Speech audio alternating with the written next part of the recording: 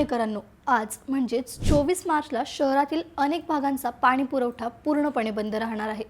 यामध्ये कोणकोणत्या भागांचा समावेश आहे हे जाणून घेण्यासाठी ही रील शेवटपर्यंत पहा आणि थोडक्यातला फॉलो करा, कारण पुण्यातील अशा स्थानिक बातम्या आम्ही तुमच्यापर्यंत सातत्याने पोहोचवत असतो। तर पुणे महानगरपालिकेने दिलेल्या माहितीनुसार सावित्रीबाई फुले पुणे विद्यापीठ चौकातील मुख्य जलवाहिनीचे दुरुस्तीचे काम आज हाती घेतलं जाणार आहे। या तांत्रिक कामामुळे शहरातील अनेक महत्त्वाच्या भागांचा पाणी पुरवठा पूर्णपणे बंद राहणार आहे।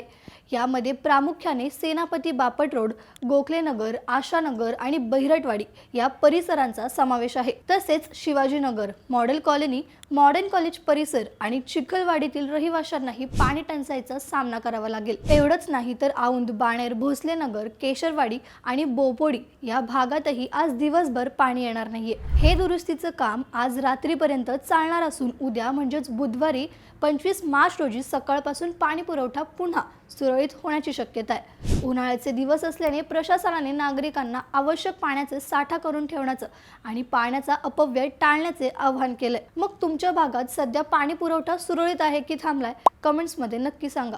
ही रील इतरांनाही शेअर करा आणि थोडक्यातला फॉलो करायला विसरू नका। बातमी म्हणजे थोडक्यात।